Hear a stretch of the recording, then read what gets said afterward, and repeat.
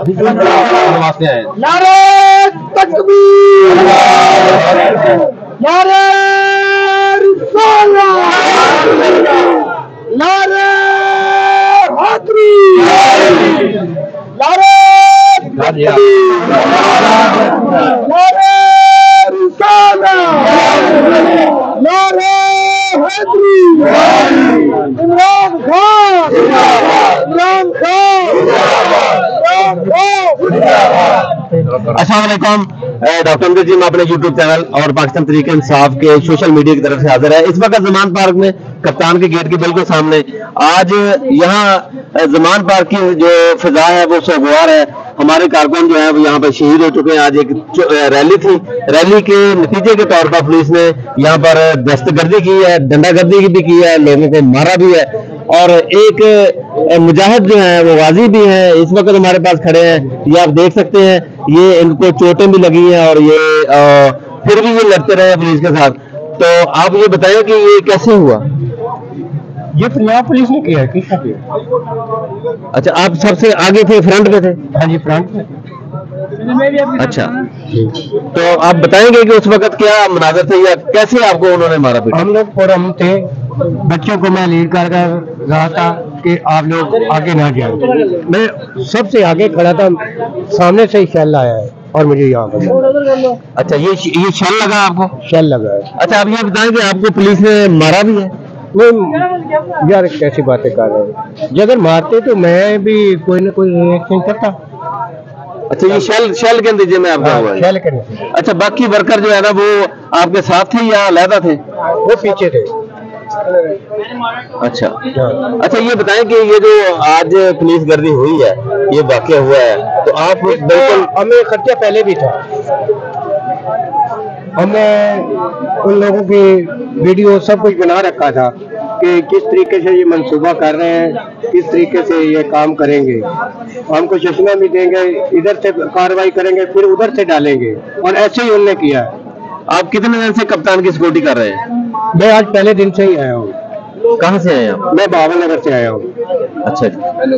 खान साहब जिधर ही बुलाता है, मैं कोई मजबूरी ना हो तो मैं वहाँ पर पहुँचता हूँ जी। ये वर्कर थे, वर्कर की ये हालत की है पुलिस ने, और बाकी के वर्कर का भी ऐसे ही हुआ है, और कुछ लोग दो तीन लोग शहीद हो चुके हैं इस वक्त, और यहाँ पर फिजा जो है वो सोगवार है। यहाँ और भी कुछ खड़े हैं, उनसे बात करते हैं, वर्कर खड़े हैं। आप ये बताएं, आज का जो वाकया हुआ है तो ये इसकी तवक्को थी या? डॉक्टर साहब, जैसे कि आपको पता है कि आज हमारे कप्तान ने एक रैली के बारे में बोला था कि इलेक्शन कैंपेन का जो आगाज है वो मैं लाहौर से जमान पार्क से करूंगा। उसने बहुत अच्छा पैगाम दिया था, और हम तो फैसलाबाद से इस हिसाब से निकले थे कि रात शाम को रैली निकलेगी और हम पुरअमन तरीके से उसको मतलब उसका खैर मकदम करके अपने घरों को लौट आएंगे।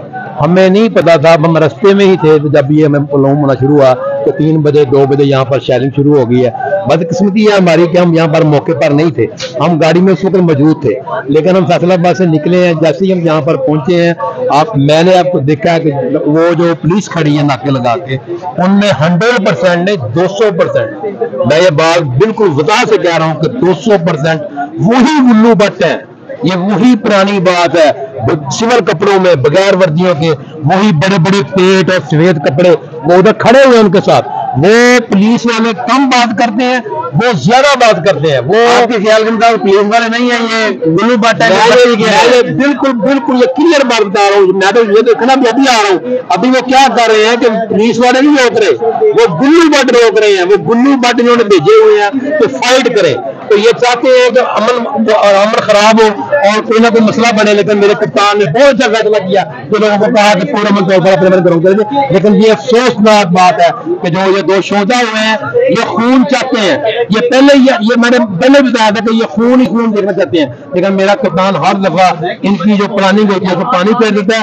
और ये मुझे ये समझ नहीं आ रही कि ये करना क्या चाहते हैं। ये इस मुल्क के साथ क्या करना चाह रहे हैं, कि क्यों नहीं ये होश के नाखल दे रहे, क्यों नहीं ये पुरअमन तरीके से इनकाद ये इलेक्शन क्यों नहीं होने दे रहे जा रहे। ये सुप्रीम कोर्ट के ऊपर भी एक दब्बा लगा रहे हैं, ये बार बार सुप्रीम कोर्ट की हुक्मदुली कर रहे हैं, उसको कुछ नहीं समझते, ये किसी का एहतराम नहीं करते। ये आज देखें ना दफा 44 का बहाना बना लिया, ये सिर्फ दफा 44 जमान पार्क के वोटर के सपोर्टर है ना खा उनके लिए, बाकी भी जो लोगों ने जुलूस निकाले है ना, वो औरत मार के निकला है, वो हिजाब मार के निकला है, वहां तो कोई उन्होंने शादी नहीं की, वहां पर तो कोई उन्होंने कत्ल नहीं किया। ये सिर्फ जमान पार्क को इन्होंने टारगेट किया हुआ। ये अल्लाह के करमो फजल से याद रखना मेरी बात, ये बिल्कुल अपने अंजाम को पहुंचेंगे। वक्त करीब है, इंशाल्लाह हौसला कारकुन नहीं छोड़ेंगे। मैं ये कहता हूँ, मैं भी ये कहता हूँ, जब ये कहते हैं ना कि इलेक्शन करवाने हैं, वही कंपेन आपको यार ये जो कुछ मर्जी कर ले, लोगों के दिल बदल चुके हैं।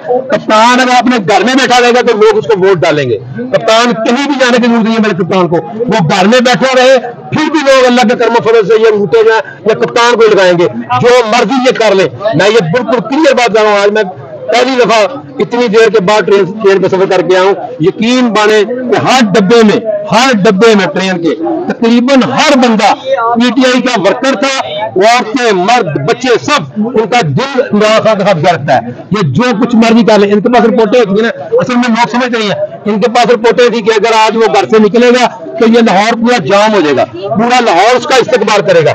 और इंशाअल्लाह ताला मैं ये क्लियर के बात बताना चाहता हूँ कि इमरान खान हमारी रेड लाइन है, और ये कभी भी जो ये रेड लाइन क्रॉस करेगा तो इसका रिजल्ट जो है ना वो बहुत गलत निकलेगा। और यही मेरा पैगाम है कि इंशाअल्लाह ताला वर्कर निकलेंगे। और मैं ये चाहता हूँ कि यही इत्तेजाज पूरे पाकिस्तान में फैलना चाहिए, और इनको बताना चाहिए कि ये गुल्लू भट्ट है, ये नहीं चलेंगे। ये गुल्लू भट्टों ने बहुत अंधेरनगरी कर ली, अब ये गुल्लू भट्ट दोबारा जो मूव कर रहे हैं पुलिस की वर्दी में। अब आप देखें ना, सुप्रीम कोर्ट का फैसला किया, वो एक नेक इंसान था, वो उसको इन्होंने नहीं लगाया, अभी तक उसको अपॉइंटमेंट नहीं हुई। ये इससे बड़ा और क्या बात हो सकती है। ये हमारी अदलिया को टारगेट कर रहे हैं, और अदलिया को ये जो बैनुल-अक़वामी तौर पर दुनिया को जो मैसेज दे रहे हैं, ये बहुत गंदा मैसेज दे रहे हैं। हम लोग अपनी अदालतों का एहतराम करते हैं, अदालतों का भी एहतराम करते हैं, इसमें कोई दो राय नहीं। जी ये तो पैगाम था हम लोगों का। और अब कप्तान निकले घर से ना निकले, वोट कप्तान को पड़ेगा, ये लोगों की राय। अल्लाह हाफिज।